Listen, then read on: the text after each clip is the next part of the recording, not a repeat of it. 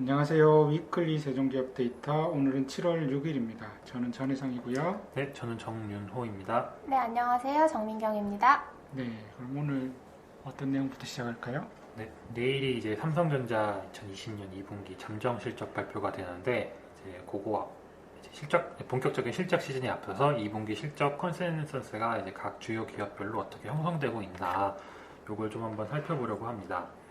일단 내일 삼성전자 실적 발표가 예정되어 있는데 일단 컨센서스는 한 6.1조 원 정도, 6.1조, 6.2조, 많게는 한 6.5조 원 정도까지 보고 있는데 이 수치는 이제 뭐 1분기랑 유사하거나 유사한 정도 아니면 뭐 소폭 감소한 정도로 좀 컨센이 형성되고 있는 것 같아요. 근데 이게 이제 전년 동기로 비교를 해도 뭐 크게 달라지지 않는 그런 수준에서 이제 삼성전자 컨센이 좀 예상되고 있습니다.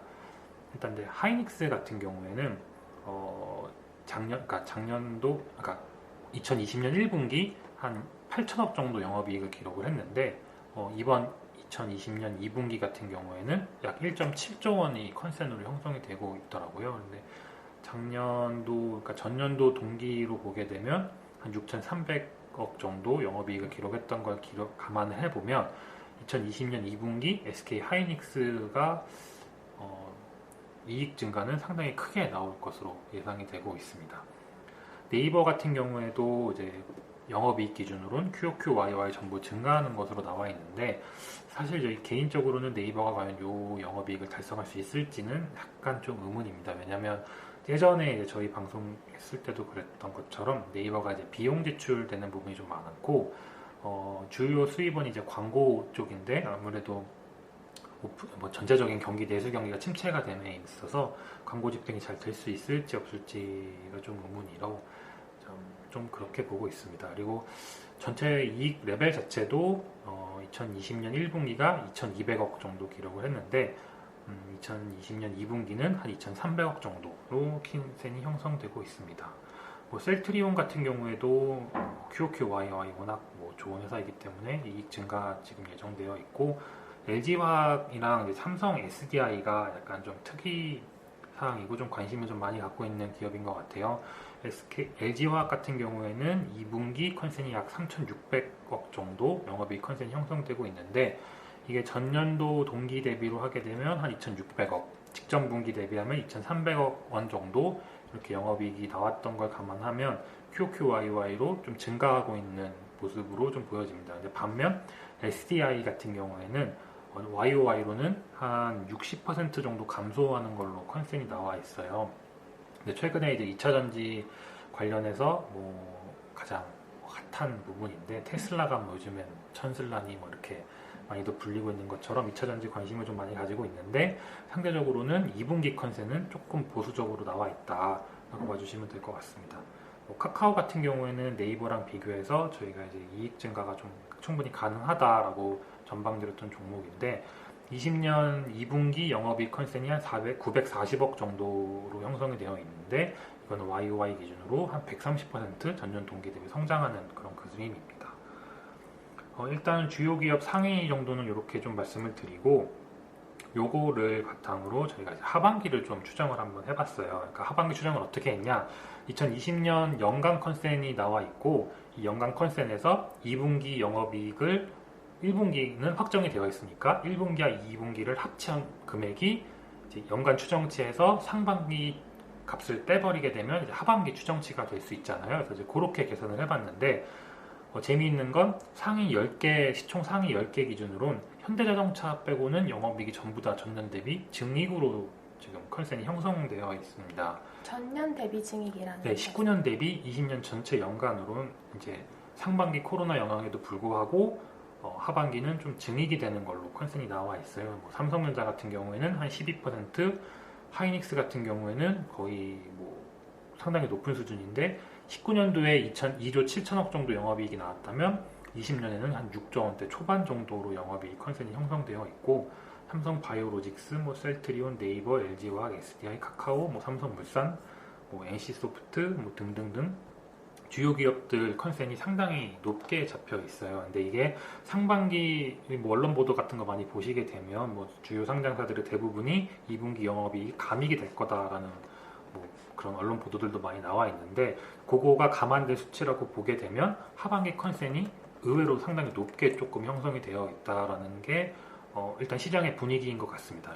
이렇게 높게 형성이 되어 있기 때문에 최근에 시장이 좀 좁았던 영향도 분명히 있을 테지만 반대로 이 컨센이 기대치에 못 미치게 되면 또 오히려 주가가 또 하락할 수 있는 그런 요인이 될 수 있다라는 점을 조금 참고사항. 그래서 거기에서 하반기를 기대치가 높다라고 볼 수도 있지만 어떻게 보면 애널들이 이제 1년치 컨센을 어느 정도 만들어 놨던 거를 상반기까지는 조정을 했지만 하반기가 아직 조정이 안 돼 있는 네, 숫자가 그대로 남아 있는 거라고도 볼 수 있을 것 같아서 만약에 하반기가 그 컨센을 미트하지 못한다면은 도리어 현대차 같은 경우는 뭐 이미 기대치가 낮으니까 괜찮지만 나머지 종목 같은 경우는 개별적으로 좀 이슈가 있을 수도 네, 있겠네요.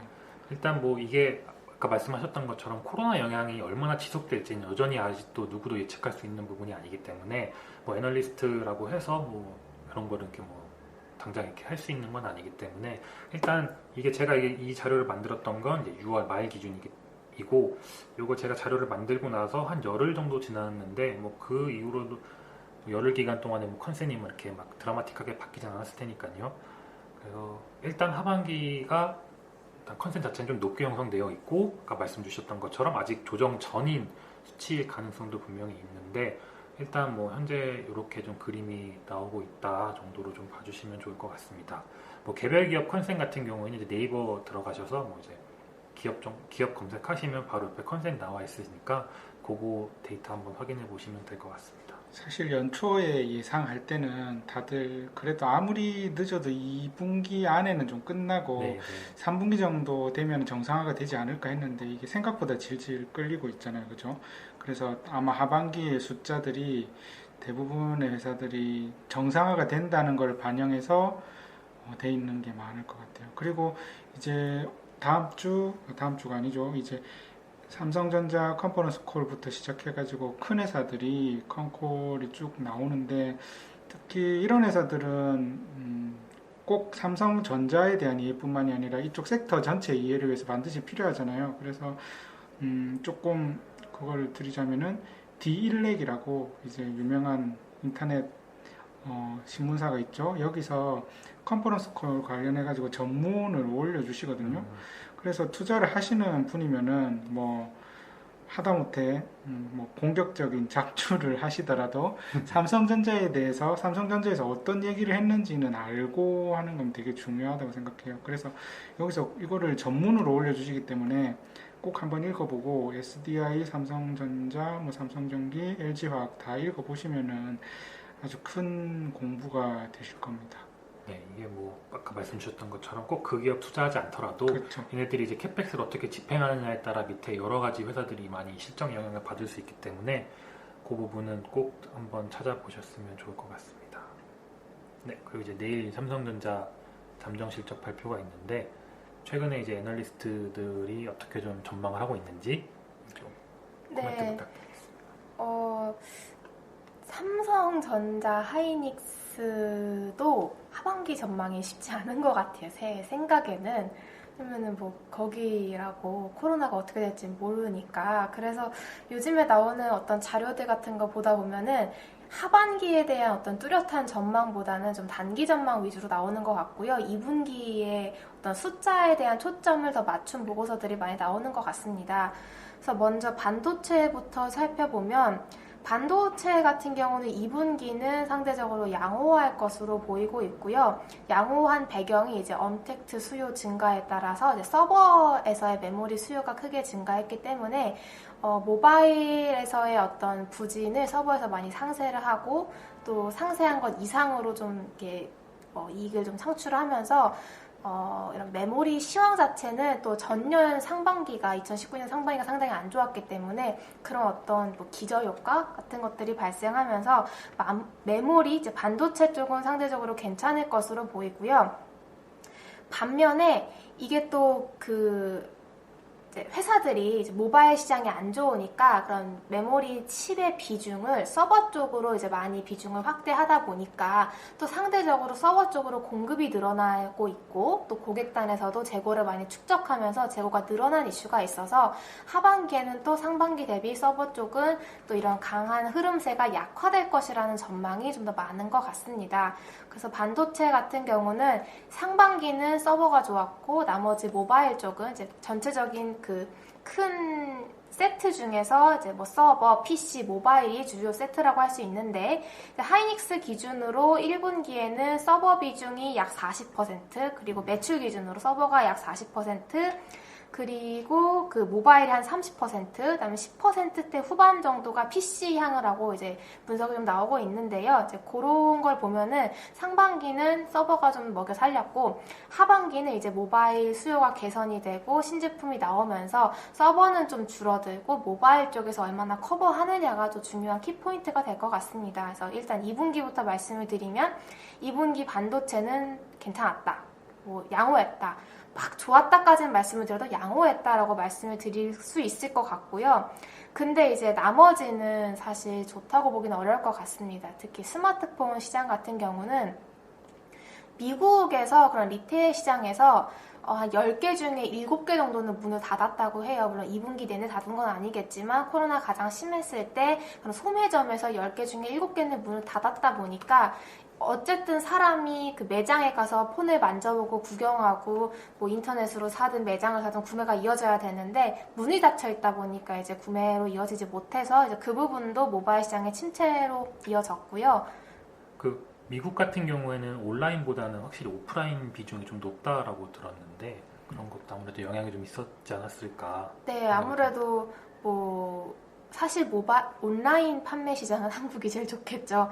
그래서 미국 같은 경우는 그런 리테일이나 소매점의 어떤 판매가 굉장히 중요한데 다행히 지금은 그런 폐쇄율이 한 20% 정도까지 올라왔다고 합니다. 그러니까 10개 중에 7개 문 닫았는데 지금 10개 중에 한 2개만 문 닫았다. 그러니까 이제 모바일 쪽은 아무래도 이제 가장 안 좋았을 때보다는 최근 들어 올라오는 그런 모습이 나타나고 있는 것 같고요. 이제 2분기는 뭐 좋다고 말씀을 드릴 수는 없을 것 같고 연간 전 세계 스마트폰 시장 전망도 작년에 2019년에 글로벌 전체 시장이 약 14억대라고 합니다. 14억대였고 이제 올해 같은 경우는 2020년은 이제 코로나 영향이 가장 심했을 때는 11억대까지 전망이 빠졌다가 최근에 그런 미국이나 뭐 유럽이나 이제 수요가 좀씩 회복하면서 12억대 정도 수준으로 지금 전망이 나오고 있는 것 같은데 사실 이것도 하반기에 뭐 코로나가 다시 2차 유행이 오고 이러면은 어떻게 바뀔지 모르는 거니까 일단 단기 전망은 그런 것 같습니다. 그래서 2분기 스마트폰은 좋을 수가 없었다. 또 3분기는 2분기가 이제 닫혀 있었던 것들이 조금 열리니까 막 10에서 만약에 10이 안 좋았다면 그래도 한 5 정도 안 좋은 걸로 좀 개선이 된다 이렇게 이해를 해도 될까요? 네, 뭐 그러지 않을까 싶습니다. 일단 또 신작들이 나오고 애플의 신형 아이폰이 출시가 되고 또 삼성에서 원래 노트 시리즈만 내다가 이제 갤럭시 폴드 2세대 제품이 나오는데 1세대 제품을 보고 관심은 있었지만 난 1세대 제품이니까 아직은 조금 구매를 망설였던 분들이 또 오히려 2세대 제품은 훨씬 더 개선되고 안정된 제품이라는 믿음 하에 구매를 하실 수가 있어서 이제 그런 수요들이 얼마나 올라오느냐가 또 모바일 시장에서 중요할 것 같고요. 또 중국이 일단 풀렸으니까 중국에서 절대 볼륨이 커서 물론 그렇다고 그런 스마트폰 그 삼성이 중국에서의 그 점유율이 굉장히 거의 뭐 1% 한 자릿수까지 빠졌더라고요. 굉장히 낮아서 중국 시장의 회복이 엄청 드라마틱할 것 같진 않은데 또 중국 시장이 회복이 되면 그런 부품 수요가 회복이 될 수 있으니까 이제 그런 면에서는 모바일 수요의 증가는 또 다른 여러 그런 어떤 연쇄 효과를 일으킬 수 있다는 점에서는 긍정적인 것 같습니다. 그다음에 이제 폴더블 폰 같은 경우도 지금 베트남의 조립 라인이 있다고 해요. 그래서 베트남 조립 라인의 캐파를 늘리는 작업을 하고 있어서 지금 당장은 아닌데 연말까지는 월 기준 거의 100만 대 가까이, 그러니까 100만 대는 안 되는데 몇십만 대 수준까지 그 조립 캐파를 올린다고 하니까 이 부분이 저는 또 중요하다고 보는 게 그런 폴드가 비싸잖아요. 그래서 폴드라는 그런 비중이 늘어날수록 ASP가 또 상승하는 효과가 있다 보니까 Q의 정체를 어떤 ASP 상승으로 조금은 무마시킬 수 있지 않을까. 또 5G가 사실 얼마나 늘어날지는 조금 천천히 늘어나는 느낌이긴 한데 또 5G 폰 자체도 그냥 LTE 폰보다는 조금 더 비싸다 보니까 전반적인 흐름세에서 ASP가 상승하는 그런 흐름이 나타나지 않을까라고 생각을 합니다. 그래서 일단 모바일 같은 경우는 2분기는 안 좋고 이익은 내는 것 같긴 한데 이익 규모가 굉장히 좀 저조할 것 같고요. 대신 이제 3분기부터는 좀 회복을 하지 않을까 이렇게 생각을 하고 있습니다. 그리고 이제 중요한 부분이 디스플레이. 디스플레이 같은 경우는 2분기 적자가 예상이 되고 있는데요. LCD 라인 같은 경우는 판가가 많이 빠졌는데 다행히 이제 모니터 같은 게 재택근무 활성화 덕분에 모니터 수요가 또 좋았다고 해요. 그래서 LCD의 그런 적자 폭이 1분기 대비 심화되지는 않을 것이라는 이야기가 나오고 있더라고요. 그러니까 안 좋지만 일부 제품에서의 수요 회복으로 인해서 적자가 확대되는 것보다는 유지 정도로 예상이 되는 것 같고요. 가동률은 50% 언더인 것 같습니다.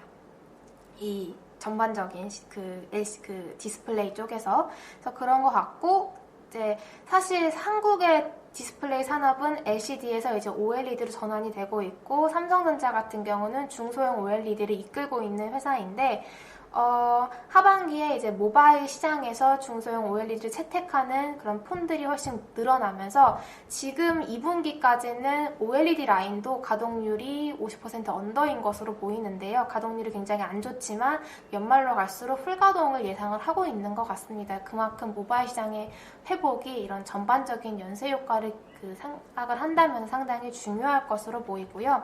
그래서 디스플레이는 2분기는 뭐 적자를 예상하는 애널리스트도 있고 아닌 분도 이익을 낼 것이라고 보는 리포트도 있는 것 같아요. 근데 저는 개인적으로는 이익을 낼 수 있을지는 잘 모르겠습니다. 저는 적자가 나오지 않을까라고 예상을 하는데 어쨌든 내일 제 잠정 실적이 나오니까 뭐 좀 확인이 필요할 것 같고 하반기는 그래도 그 OLED 채용 증가, 뭐 캐파를 또 OLED 쪽 LCD를 줄이면서 거기서 나온 손실폭이 또 줄어드는 그런 효과 때문에 디스플레이는 또 하반기 좀 나아지지 않을까라고 예상을 합니다.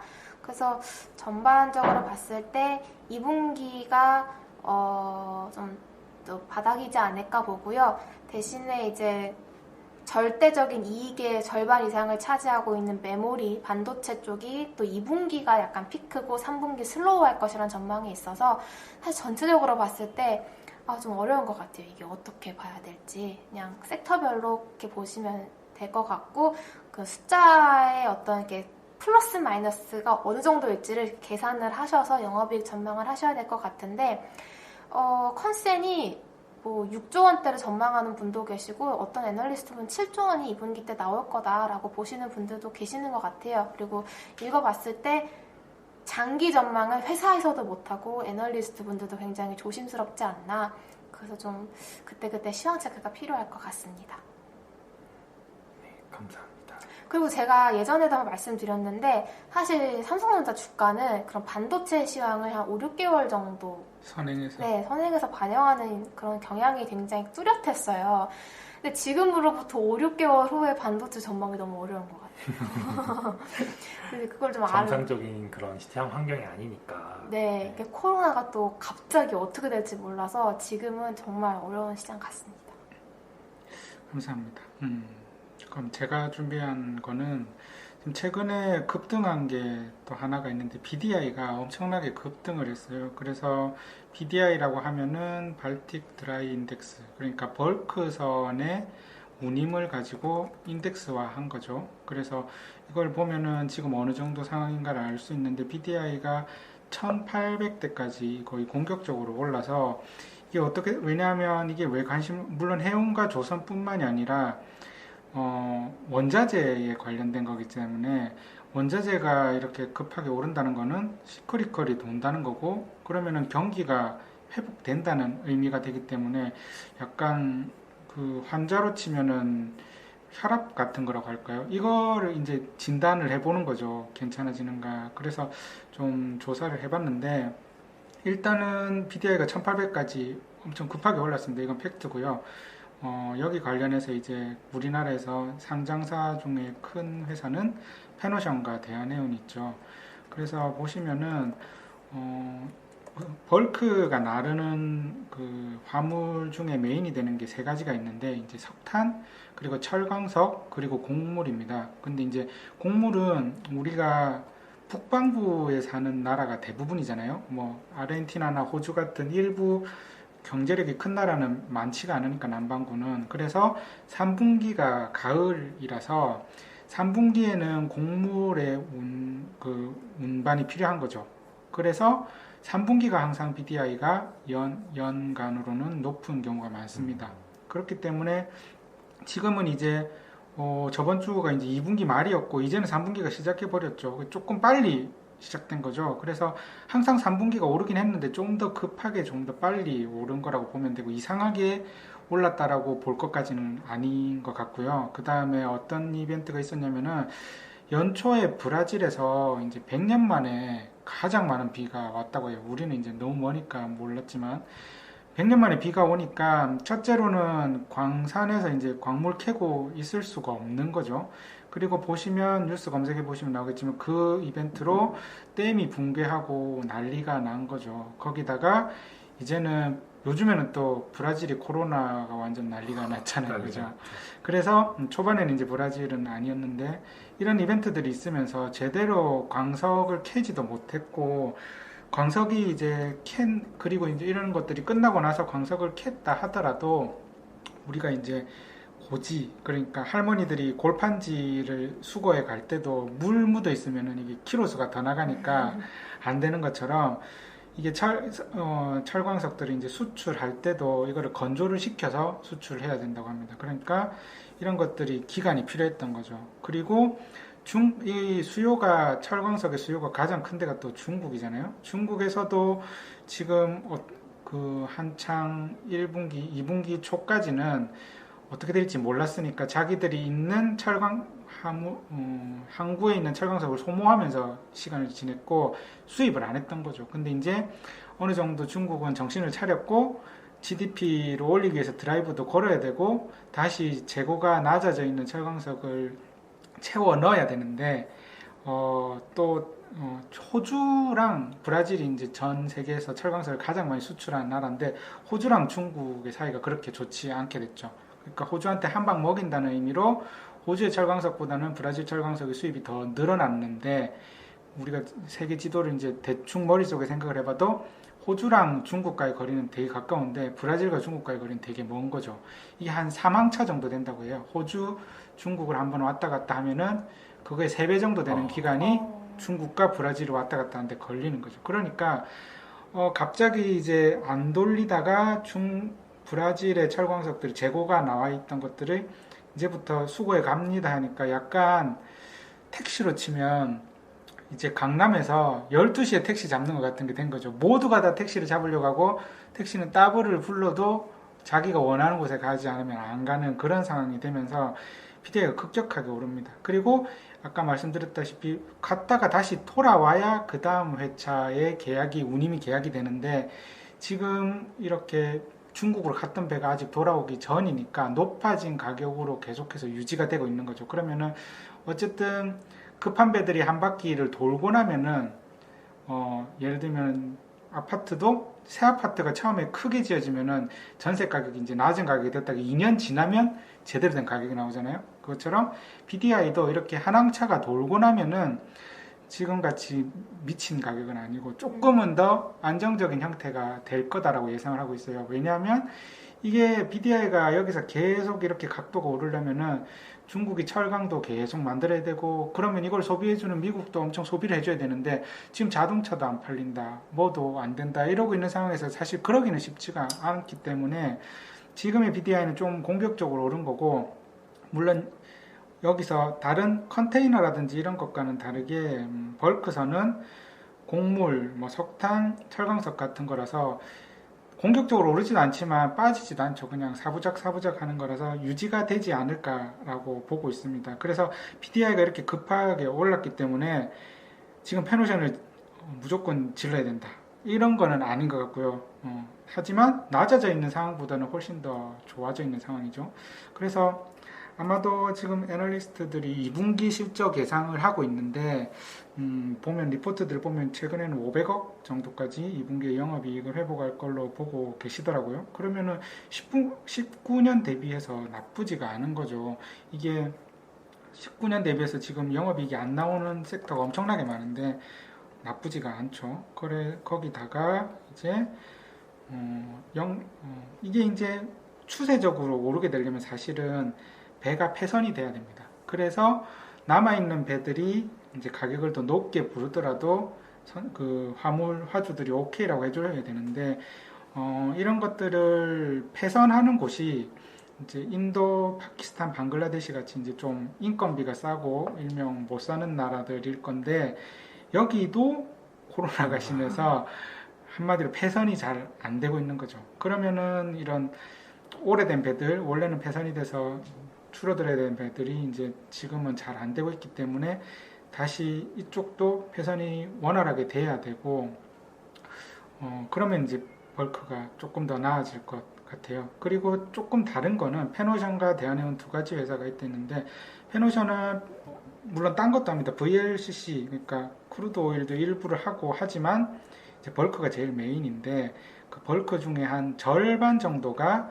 이제 PDI가 어떻게 바뀌느냐에 따라서 그때그때 변동되는 오르면은 이익이 위로 터지고요. 낮으면 안 좋죠. 그래서 좀 더 베타가 큰 종목이고 반대로 대한해운 같은 경우는 다 거의 정기선이거든요. 정기선이란 말은 그냥 월세처럼 그냥 얼마 받기로 정해져 있습니다. 그래서 사실 PDI가 오르든지 말든지 상관이 없어요. 대신에 한마디로 그 자기가 운행하는 배 대수만 늘어나면은 이 회사는 좋아지는 거거든요.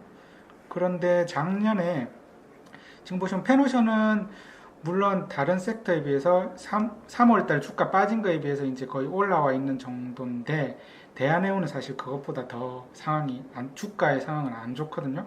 근데 지금 보시면은 작년에 대한해운에서 배를 두 척씩 총 4척을 더 수주를 했어요. 그 말인즉슨 그 매출액이 올해 붙는다는 거죠. 그거는 PDI가 어떻게 되든 유가가 어떻게 되든 거의 영향이 없는 정기선이고 S오일에서 2척, 그 다음에 GS 칼텍스에서 이제 2척씩 받았기 때문에 원래는 20년이 19년 대비 더 좋아지는 거죠. 매출액 기준으로. 근데 이 회사가 회계적인 이슈가 좀 있어서 보면은 실적 미스를 19년에 보면은 한 적이 있어요. 그래서 사실 좀 공격적으로 볼 거면 해운사 안 사잖아요, 지금은. 아니, 그리고 만약에 공격적으로 볼 거면 페노션을 사는 게 맞고요. 그러면은 이제 대한해운은 따박따박 그리고 배당 이런 걸로 해서 시장과 커뮤니케이션이 돼 있던 회사인데 이런 회사가 일회성으로 망가지면은 충격이 더 큰 거죠. 내가 널 뭘 믿고 해야 되겠니? 라고 이렇게 되는 거죠. 그래서 지금은 미스를 하면서 그렇게 됐는데 지금 그래서 1분기는 정상적으로 좀 나왔는데 2분기도 약간 시장이 반신반의하고 있는 것 같아요. 그렇지만 만약에 이런 이벤트가 더 이상 발생하지 않고 추가로 들어온 배들이 들어오게 된다면은 얘들이 이제 따박따박 나올 수가 있기 때문에 지금 가격을 받아야 되나라는 생각은 들 수가 있습니다. 그래서 PDI는 아마도 이제 회복이 될 거고 될 수밖에 없는 상황이죠. 그렇지만 지금 너무 갑자기 올랐기 때문에 가져야 해서 따라가야 된다 이런 거는 조금 아닐 것 같아요. 그리고 항상 해운과 조선과 그 다음에 철강은 같이 보시는 게 좋은 게 다 연결되어 있어요. 얘들은 해운은 특히나 컨테이너가 아닌 뭐 벌크 쪽은 제일 많이 나르는 게 아까 말씀드린 석탄하고 철광석인데 이 두 개가 다 철강을 만드는 원료잖아요. 그래서 조선 같은 경우도 오늘 리포트가 하나 나왔는데 신한금융투자에서 황호연 위원님이 내주셨는데 여기 이제 리포트 보는 법도 이제 대부분 많이 아시겠지만 일단 비중 확대 유지로 되어 있지만 내용을 자세히 읽어보시면은 매수로 유지하지만 코로나19로 인한 수요 감소로 2021년 상반기까지는 수주 잔고 감소, 신조선가 하락이 전망된다. 유지하는 거는 이제 이미 밸류에이션 조정이 되었고, LNG 운반선을 바탕으로 양원 수주가 될 거고, 21년에 인프라 투자가 일어나면서 반등이 될 거단데, 이게 우리가 국어를 잘해야 주식도 잘 하는 것 같은데, 일단은 안 좋다, 그러나 라고 일단은 써주신 거죠. 애널리스트가 자기 섹터에 대해서 안 좋다라고 얘기하기는 되게 힘들거든요. 왜냐하면 본인의 섹터가 관심을 받아야 세미나도 많이 잡히고 그렇게 매니저들과 많은 미팅이 있으면서 본인이 이제 폴이라든지 이런 것도 더 잘 받을 수 있는 확률이 높지만 또 아닌 건 아니다라고 꺾어줘야 되는데 그때는 많이 용기를 내고 하는 거죠. 그래서 이런 조선이 그렇게 지금 하반기에는 좋지는 않은 것 같아요. 수주가 지금 최근에도 현대중공업에서 VLCC가 되고 있고 일부 되고 있지만 지금 당장은 더 핫한 게 많고 뭐 NC소프트가 100만 원을 향해 달리고 있는데 지금 조선주는 이제 트럼프가 어떻게 되고 뭐 바이든이 되든 트럼프가 되든 그 이후에 조금 보는 게 맞지 않을까라고 생각해서 해운, 철강, 조선은 이제 계속 업데이트를 하면서 같이 보시면은 한 개 섹터에서는 우리 좋은데요라고 할 수 있지만 세 군데 다 이야기를 같이 들어보면은 그렇게까지 아주 좋은 건 아닌 것 같아요. 하지만 대한해운은 좀 많이 싸긴 한 것 같다. 그러게요. 대한해운 그 추정치 나온 거 보니까 이제 2020년도 예상치대로만 나온다면 네. 거의 뭐 창사 이래 최대 실적 영업이익 기준으로 나오는 것 같은데 주가는 이제 PBR 히스토리 밴드 보면 거의 하단 깨고 내려가 있는 네. 상황인 것 같아요. 그래서 이제 PBR이 뭔 소리냐 요즘 같은 시기에라고 네. 하는데 사실 대한해운은 다른 회사들이랑 조금 다른 게 배잖아요. 배는 팔면 돼요. 그러니까 예를 들면 포스코가 들고 있는 PBR은 그 산업 설비인데 그걸 떼서 팔 수는 없지만 배는 그 가격이 있거든요. 뭐 오르고 내리고 하지만 그렇기 때문에 그렇게 되는 거고 그 이유 이렇게 컨센을 좀 더 예상하기 쉬운 이유가 펜오션보다 대한해운을 예상하기 쉬운 이유가 배가 늘어났으니까 그만큼 매출액을 더하면 되니까 그렇지만 근데 이 회사가 이제 대한해운이 속해 있는 그룹이 SM 그룹인데 이게 미스가 났던 게 본업만 좀 따박따박 하면 좋은데 회사를 좀 키우고 싶어하는 물론 SM그룹 자체가 M&A로 성장을 회사니까 잘 되면 좋지만 예를 들면 한진해운의 컨테이너 사업부를 일부를 사와서 자회사로 뒀다가 지금은 이제 빼기도 했지만 이런 것들 이벤트가 있었고 또 여기가 그 우방이라고 대구에선 되게 유명한 건설사도 원래 메인으로 가지고 있어요. 그러니까 그런 건설 프로젝트 같은 걸 할 때 PF를 할 때도 대한해운은 조금 딸려 들어간 거예요. 그러니까 또 딴짓을 하지 않을까, 뻘짓을 하지 않을까. 나는 해운을 보고 투자를 했는데 우리나라는 이제 그게 좀 잘 안 되니까 대주주의 마음에 따라서 그런 것들도 조금 묻어 있는 것 같은데 만약에 2분기도 사람들이 예상한 대로 나오고 3분기도 예상한 대로 나오면 다시 이제 주가 가파르게 네. 또 슈팅이 나올 수도 뭐 해운주가 슈팅까지는 모르겠지만 그래서 볼 필요가 있다라고 생각이 됩니다. 네, 그래서 어찌되었든 그래도 밸류 지금 자체로만 놓고 본다라고 하면 그렇죠. 좀 철강, 조선, 해운 중에서는 그나마 해운이 제일 낫고 해운들 중에서는 오늘 말씀드린 건 아니지만 이제 전기선 위주로 실적에 변화가 없는 KSS 해운과 대한해운이 안정적이면서 코로나가 뭐 어떻게 되든지 간에 따박따박 나올 수 있는 회사가 아닐까 그렇게 생각합니다. 네, 감사합니다. 네. 네, 잘 들었습니다. 네, 그럼 오늘은 여기서 마치도록 하겠습니다. 감사합니다. 감사합니다. 감사합니다.